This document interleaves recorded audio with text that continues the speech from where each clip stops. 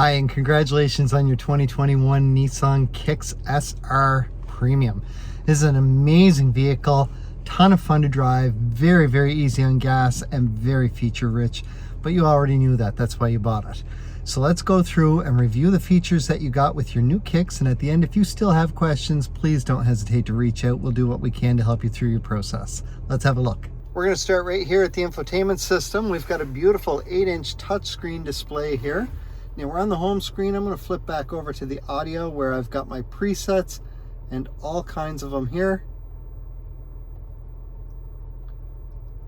You can see we've got 36 separate presets to which I can have a mix of AM, FM, and satellite radio. And satellite radio is free for the first 3 months. At the end of that, if you don't want it, don't do anything. It should just stop for you. If you do want it, it's going to revert back to the preview station. There's a toll-free number on that station. Just give them a quick call. They're great to deal with, and they'll get you all hooked up pretty quick. We're going to have a look here, though, because for my source, I've got AM, FM, satellite radio, USB 1 and 2, which are down here. I've got a Type-C port and a traditional USB port. Bluetooth. Now, what we don't see here is Apple CarPlay and Android Auto because they have not yet been hooked up. But those will be options as well as you hook them up. We're going to back out of here. I have a physical back button as well. I had a back button on the touch screen up top here. We're going to go into our settings. Now, first thing I'm going to do is fix my clock because we are an hour ahead at this point, and I'm going to set clock manually. I'm going to increase my hour by 1, and I can see it sets it here as well as over here on my driver assist display screen. I'm going to hit the back button to get back to my connections here. Now, the other thing that I do want to do is show you how to hook up your phone. So from settings, you're going to go to connections, then you're going to press add new. On your phone, you're going to go into your settings. On an Apple phone, you're just going to go into Bluetooth, look for My Kicks, press on that. As soon as the menu pops up with a number, confirm it's the same as what's on the screen, press pair, and then when it pops up, press allow. That's it, you're done. If you have an Android phone, you're going to go into your settings on your phone and then connections and then Bluetooth. From there, you're looking for My Kicks. Once it pops up, confirm the number is the same as on the screen here. Press OK, and then you'll need to press allow twice for the next 2 messages that pop up. Now, on an Android phone, if you have a lock screen, from there, you're going to back out back to the main settings. You're either going to go to lock screen or security, whichever it is on your phone, and then through security into lock screen. You're going to go to trusted devices, then you're going to add a trusted device, and you're going to add My Kicks. If you don't do this, your phone will disconnect from the vehicle before you hit the end of your driveway, so make sure to do that. We're going to back out of here again, and I'm back where we started here on the screen. Now, my camera button up here, this is really neat because with my camera, if I put it in reverse, I see I've got my backup camera with predictive lines, but I also have a 360-degree bird's eye view around the vehicle. It uses this utilizing a camera underneath your Nissan emblem in the front of the vehicle, cameras underneath your side mirrors, and the backup camera for the bottom view down here. Now, if I press the camera button while I'm in reverse, I now have a view down the passenger side of the vehicle. So if I'm parking next to a curb, I can put this yellow line right on the curb, and it's going to have me exactly 6 inches from the curb. Pressing the camera button again changes everything to just strictly out the back. And then once more, puts me back where I started. Now, because I've pushed the camera button, the moment I go back into park or drive, I now have a view out the front of the vehicle. So if I'm pulling into a parking spot and want to get close, same thing, I can do this here. It will show me where everything's at. I still have predictive lines to help with that turning and still have my 360 camera. Again, I get the view down beside the passenger side and then turn it back off. That camera, when you're in drive or park, will stay on for 2 minutes or until you hit 10 kilometers an hour, and then it will automatically turn back off. We're going to shift back into park here. Down below, we have our climate control. It is a digital climate control. So what I recommend is find a temperature that you're comfortable with, press auto, and never worry about it. It will do what it has to get you up or down to that temperature as quick as possible, and then do only what it has to maintain that temperature. If you want to manually change it, you can change your fan speed here or where your airflow is going to go down here. Also, my rear defrost is going to activate my heated side mirrors. Now my heated seats are right here. I've got high, low, or off. very easy to operate. I have an electronic parking brake down below, so there's no foot brake or hand brake. To activate this, I'm just going to pull up on it. I can see it turns red there, and it shows me up on my screen here. To deactivate it, I'm going to push down, but my foot needs to first be on the brake and then push down. Once I do that, it's deactivated. The other feature here is auto hold. Now, I'm going to buckle up here so that we can see this, because it only works while you're buckled up. Now, if I put us in drive, on my screen, I can see a green A down here, and it says hold. I can take my foot completely off the brake, even though I'm in drive, and I'm held in place because of auto hold. Now, if I touch the gas, that green indicator down below will turn white, and I start to move forward. Now, I'm going to back us up here and put us back in spot. Now, again, this indicator is white until I press and hold for 2 seconds. It's green again. Once again, I'm in reverse. My backup camera's on. My feet are off of the pedals, so no brake, and I'm held in place. Now, because auto hold is on, when I shift into park, it automatically engages the parking brake, which I can see there. This is a neat little feature. And the other thing I do want to show you is when I go down to drive, on the back of my gear shift, there is a little button here. And if I push it, I get an S up beside my drive indicator. This is sport mode. So if you're on the highway, you're past the divided highway, but you're in a passing section, you're about to lose your passing section, and you want to get past the vehicle ahead of you, put it in sport mode. Your RPMs will rev a little bit higher in this case, but you are going to have a little more torque or responsiveness from the motor. Just don't forget to take it back out of sport mode once you're done, because it is a little bit harder on gas. On my steering wheel, I've got my cruise control button here, and when I push this, it shows up at the top of the screen here. Great little feature. Then I can set, resume, cancel, increase my speed or decrease my speed. But I do have adaptive cruise control, and I can set my distance right here. Now, if I push this up here, I'm down to 2, 1, or 3 car lengths plus safe distance, or 3 seconds in between vehicles. Just to put it in perspective, 1 car length plus safe distance at 100 kilometers per hour is approximately 2.5 car lengths. If I just want normal cruise, I'm going to turn this off and then press and hold. And you see the indicator up here changes. Now I have normal cruise. It's no longer adaptive. As soon as I turn this back off and turn it back on, by default, we're back into adaptive cruise mode. My Bluetooth hands-free is right here. This button is going to answer a call or hang up. This button is going to allow me to make an outbound call, or if I press and hold this, I will access the voice recognition system on my phone. If you have an Apple phone, you'll get Siri. If you have an Android phone that has it equipped, you'll get Google Assistant. On the left side of my wheel over here, I've got my volume for my radio. These 2 buttons are going to go through my presets on AM, FM, or satellite. If I'm streaming through USB, Bluetooth, Apple CarPlay, or Android Auto, these will skip tracks. My OK button with the arrows around it is for my driver assist display screen up top here. We're going to have a look. So this is your home screen, where we have a digital tachometer as well as your distance to empty on the screen there. We're going to go 1 screen to the right. My radio info is right here. Now with this, my distance to empty now shows up down below here. I apologize for the little bit of dirt on the screen. From this screen, I have total control of everything to do with my audio, all with the push of my thumb while I'm driving. So I can change my volume. I can go through my presets. So if I go to the right, I get preset 4, preset 5, going back to the left, I'm back to where I started. Now, if I press the OK button from this screen, it does change the source of my audio. So over to satellite, then AM, back to FM.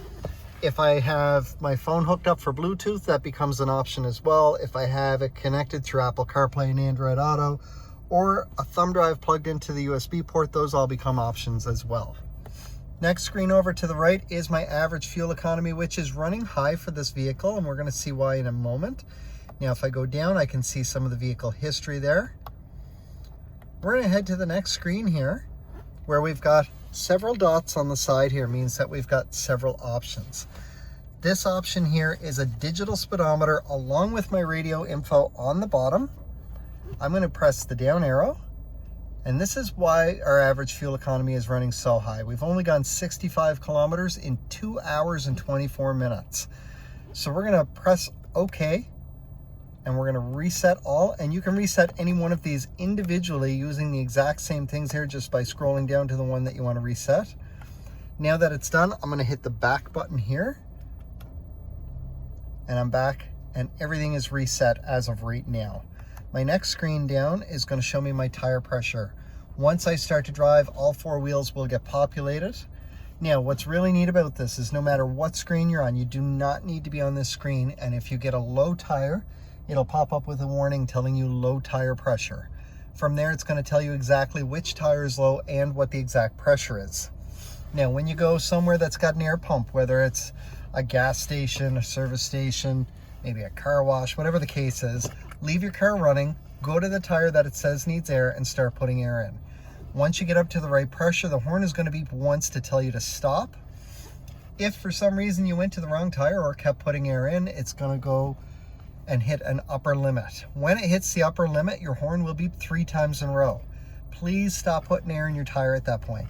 However, if that happens, we ask you to do one of 2 things. You can either do the same thing to the other 3 tires so that they've all got the same pressure and even tread wear, or start letting air back out of the tire that you hit the upper limit on, simply by pressing the little button in the center of the stem. And once you get back down to the correct pressure, the horn will beep once to tell you to stop.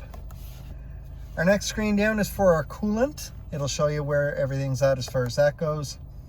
Top screen is for your adaptive cruise control, which, as I mentioned, you can set your distance. And then the next screen down will give you indicators, visual indicators to go with all of your safety features. So we're going to get into the safety in just a moment as we head into our settings, because we are going to make sure everything's on and discuss each one as they come up. So our lane departure warning is our first one here. This works at 60 kilometers an hour or higher, so it's primarily a highway feature. Using the camera up and behind our auto-dimming rear view mirror, it reads the lines on the highway as you're driving along. Now, if you end up drifting out of your lane one way or the other, inside the vehicle using the haptic steering wheel, it's going to vibrate the steering wheel. It's just like hitting the rumble strips on the side of the highway.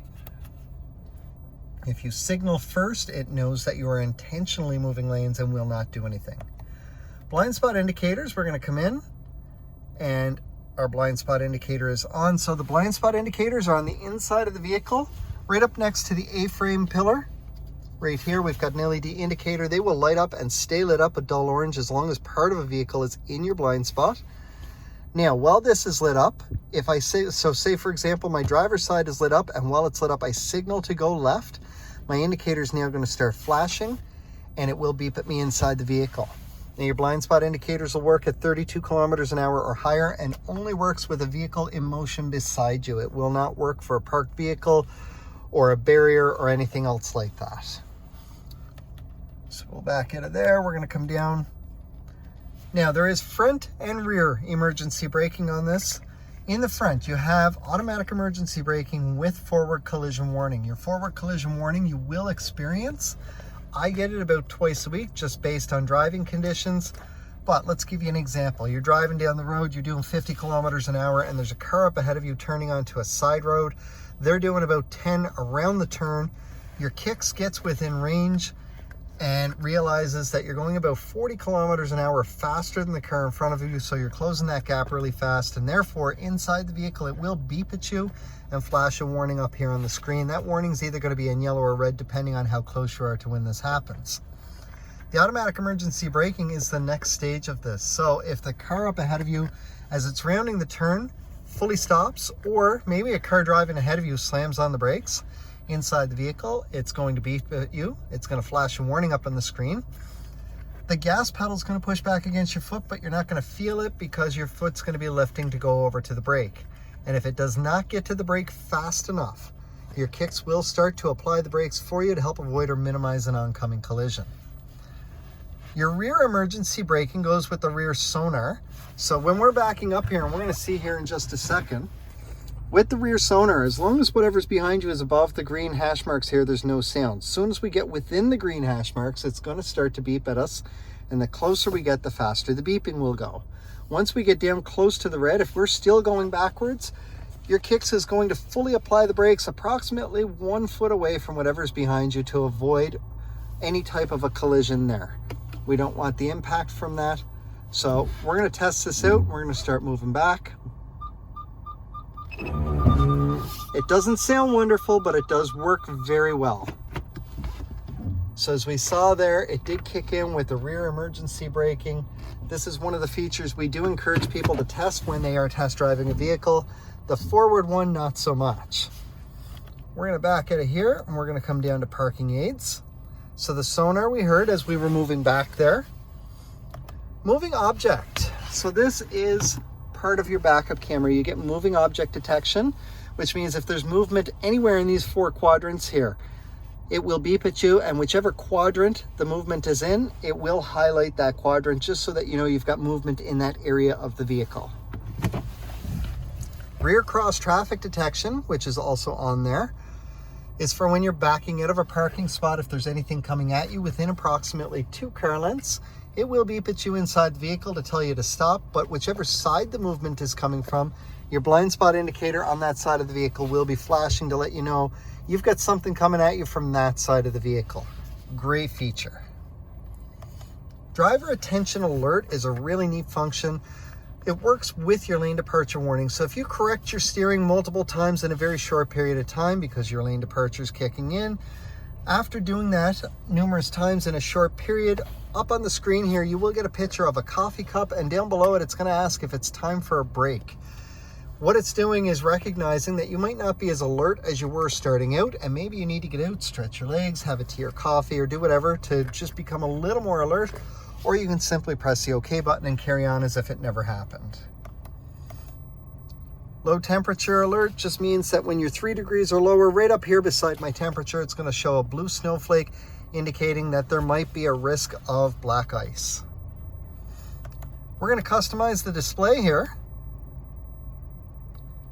So my cruise is there, driving aids, status, drive computer, tire pressure, coolant temperature.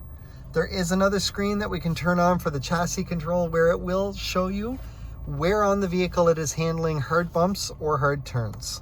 And then we're back at the top. Now the vehicle settings, by default, Nissan vehicles will automatically unlock the vehicle when you turn the vehicle off. We're going to go in here, and this one has already been set, but we want to set it for shift to park. So the moment I shift into park, it will automatically unlock the doors for me. I'm going to back out of here and I'm going to go to wipers. I want to make sure that speed dependent is turned on so that when my intermittent wipers are on, if I'm driving residentially and then loop out to the highway, the time delay in between when they'll go by will shorten a little bit without having to touch them. Now the big thing up here on the top says rear door alert. This is off by default. This is a safety feature with regards to the back door on your vehicle. It's off by default, but anybody who has animals or small children, we do encourage them to turn this on. And we would encourage them to set it for horn and alert. And what will happen here is if you open the back door to put something in there, whether it's a child, an animal, groceries, a shopping bag, whatever it is, when you get to your destination, turn the vehicle off. Within 15 seconds or so, if you don't open that back door, the horn's going to start beeping at you, telling you that you forgot something in the back seat.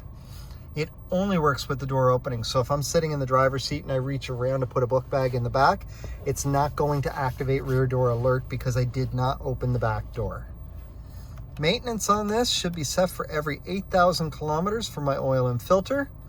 And it will give you a message when your time to come in if you hit the 8,000 kilometer mark. Otherwise, keep an eye on your time because we do want you to come in after 6 months if you're not at the 8,000 kilometer mark, just to keep everything fresh. You can set your clock from here, but it is far easier to do it over here.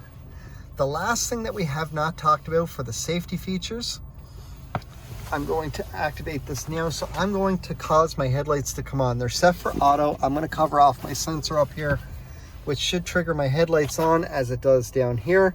And now I'm going to push my signal indicator forward, and I see a little green A, looks like a bullet. That's my high beam assist. High beam assist also uses the camera up and behind the auto dimming rear view mirror. And what this does is at nighttime, you're driving along, your headlights are set to auto, you turn on the high beam assist. If there's anything at all in front of you, whether it's going the same direction or coming at you, it will automatically turn off the high beams. The moment there's nothing in front of you and it's dark out, they will come back on. Your high beams won't come on residentially because it's just too bright, but this is a great way to make sure that your high beams are always there when you need them and not have to worry about anybody flicking their high beams at you because you forgot to turn them off. All right, one of the last things I want to cover off here is my key fob. So there's several things with this. You do have an intelligent key system. What that means is that, like the vehicle right beside us, there is a button on the handle. As long as you have the key fob on you, one push of that button on the handle will unlock only the door that you're at. A second push will unlock the entire vehicle. Once everybody gets out and the doors are all shut, one push will lock the whole vehicle. There's one of those buttons on each of the front handles as well as one on the hatch where you would release the hatch as well. Now, because it is a key fob, there is a battery inside, and that battery usually lasts 2 to 4 years depending on usage. The very first time that your battery gets low, the indication that you'll get is you'll hop in your kicks, foot on the brake, push the start button, and up here on the screen, it's going to pop up and say incorrect key ID. Don't panic, you still have the key on you. It just means that the battery on your key fob is getting low, and it's time to think about changing it. Wait for the message to go away, put your foot on the brake and press the start button again, and it should still start, no problem. If it continues to pop up and you just can't get your car to start, or maybe the key fob battery is completely dead, to get into the vehicle, flip your key fob over. There's a switch on the back, push it over and pull up on your key. There's a key for the driver's side door. Once you get in, take the Nissan emblem on your key fob, and with your foot on the brake, use that to push down your start button. Now, when you go to switch your battery, you can do it yourself by simply taking the key out, put something flat into one of those two little recessed areas there, give it a little twist, and it'll pop open. The battery inside looks like a watch battery, only bigger. The number on the battery is your battery size. Once you've swapped out the battery, and they're only about $6 or $7 at any big box store or pharmacy, clip it back together, pop your key back in place, you're good to go. You can go to Nissan and they will do it for you down at the parts department. They'll check everything over and test the battery in the process, and it's usually about $1 or so more than what it would be to do it yourself. Now on your key fob, on the bottom we have our panic button or find my car in the parking lot. We have our unlock, lock, and then remote start. And to work the remote start, you're going to press lock and then press and hold the top button for 5 seconds. It will remote start your vehicle from up to 200 feet away. From there, it's going to run for up to 10 minutes. You do need to engage the vehicle when you get in, otherwise it will turn off. To engage the vehicle, just do the exact same thing as you did to start it. Put your foot on the brake and push the start button. If you don't get in and engage it within 10 minutes, it will turn back off. Or if you decide you're not going anywhere, press and hold the top button for 2 seconds and it'll turn back off.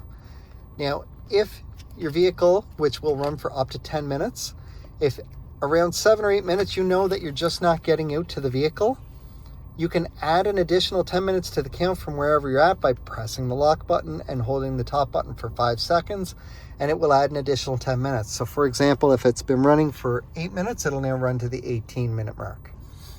You can remote start your vehicle twice without ever getting in, or once with one extension without ever getting in, but after that, in order to do it again, you do need to get in and physically engage the vehicle in order to reset that. Congratulations again on your 2021 Nissan Kicks SR.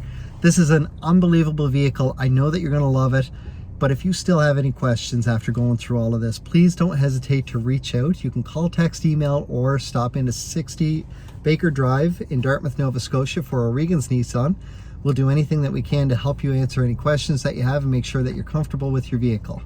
I look forward to seeing you when you're in for your regular service, as well when it's time for the next vehicle.